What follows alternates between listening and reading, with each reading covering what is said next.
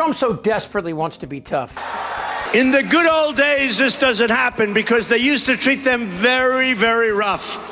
And when they protested once, they would not do it again so easily. We've become weak. We become weak. But does he have the stuff? Well, he just tweeted this. All federal funding will stop for any college, school, or university that allows illegal protests. Agitators will be imprisoned or permanently sent back to the country from which they came. American students will be permanently expelled or, depending on the crime, arrested. No masks. Thank you for your attention to this matter. The whole point of the First Amendment is really basic. You have the right to tell your elected officials anything and everything you want. I mean, you can't do this.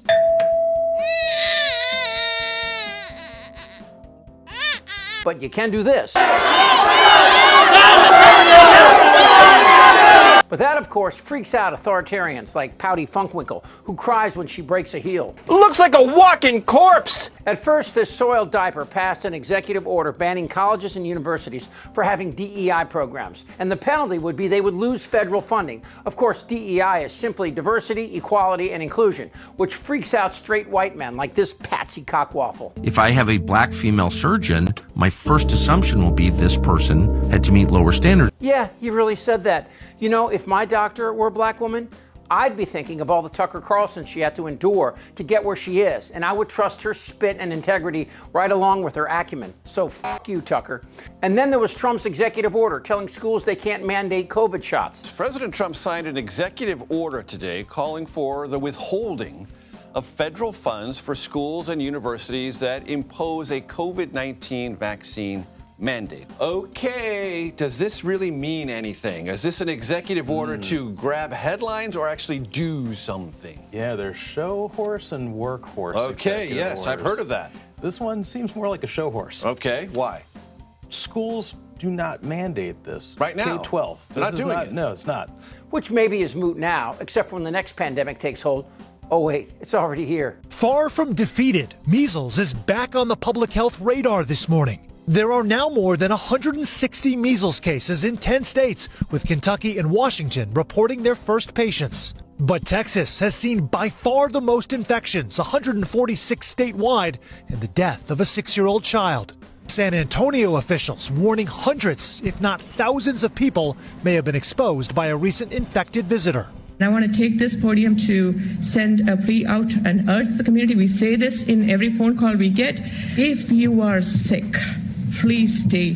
But does America's bird flu crisis qualify? With new cases reported this month in at least 20 states, including at this New York duck farm, where nearly 100,000 birds are set to be euthanized. The virus infecting 67 people in the last year, killing 1. Public health experts warn federal agencies can't go silent.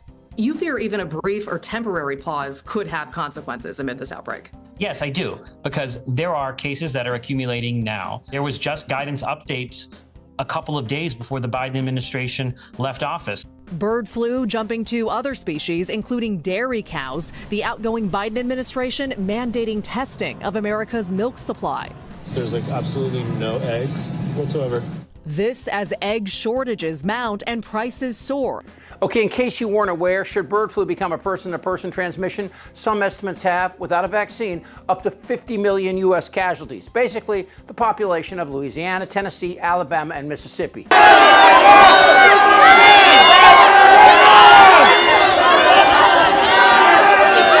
Okay, so the real danger here is Tiny Fingers wants to ban protests on U.S. universities and campuses by withholding federal funding if the students protest, which of course doesn't include pro-life protests or MAGA rallies or these white supremacists. No, Trump wants his own Kent State, and he thinks he has the power to move forward. Where I could stand in the middle of Fifth Avenue and shoot somebody. But this isn't the first time. Trump actually wanted to shoot protesters outside the White House after George Floyd was murdered. But then he had General Milley and Esper to talk him down. But at the time, the public didn't know exactly what the president was asking for. He also, as you say in the book, in your opening page, was saying, why can't you just go out and shoot the protesters in the legs? It was later on that you and General Milley and others walked with the president over across Lafayette Square, stood in front of the church there. He was holding the Bible.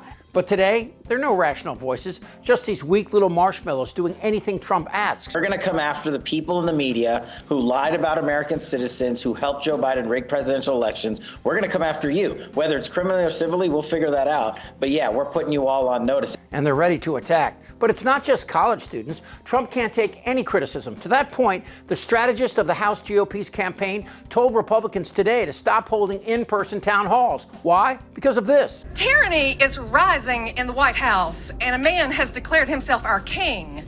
So I would like to know, rather, the people would like to know what you, congressmen, and your fellow congressmen are going to do to rein in the megalomaniac in the White House.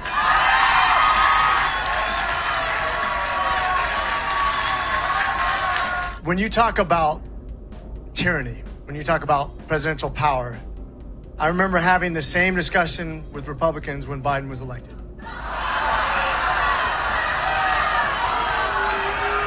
All of this amid a wave of angry backlash over Trump's cuts. The Republican Richard Hudson from North Carolina delivered the message inside a closed-door meeting of the House Republicans. Then it leaked.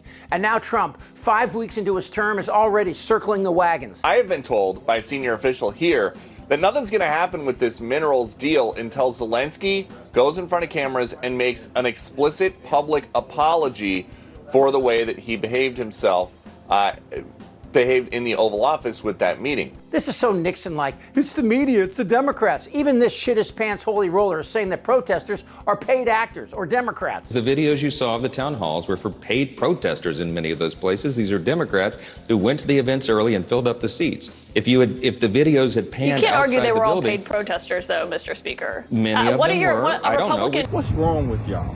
What's wrong with y'all? You don't need to send paid protesters into your town hall meetings. The American people are with us. This is the same crazy shit we heard and still hear about the January 6th insurrection, that it was Antifa and Black Lives Matters directed by the FBI. But just like in 1970, will Trump react violently? And without Secretary Esper to defuse Trump's mental illness, will U.S. troops fire on protesters? We know that Hegseth is a drunk, Bondi is bought and paid for, Kennedy is mentally ill, and Kash Patel is all of the above. Vance and Trump are threatening to deport U.S. citizens, inspiring attacks on LGBT, and denying federal funds to anyone who dares contradict chubby fingers. And it's not going to get better or easier. While Trump is threatening to deport those participating in pro-Palestinian rallies, he may be doing what people thought was impossible. US President Donald Trump has shared his vision for turning Gaza into the Riviera of the Middle East. Skyscraper situation with Trump, Elon Musk partying on the sand, as well as Donald Trump and Israel's Prime Minister Benjamin Netanyahu sipping cocktails by a resort pool. Even though, having been there, there's no alcohol served. Trump actually may be bringing together Arabs and Jews with their combined hate and disgust for President Musk and the First Lady. But, and this is true, the First Amendment is in Trump's crosshairs. And then on Saturday, seemingly out of nowhere, called for the suspension of the Constitution. So as the old saying goes, this time directed toward your Bill of Rights, use them while you got them. Go f*** yourself. Oh, I like that. Damn right. You're a nasty person. I'm as mad as hell. I don't want to talk about this stuff. Am I wrong? Yes. Tick-tock. You're in a lot of trouble, Donnie. I think he's crazy. I'm Chip Franklin.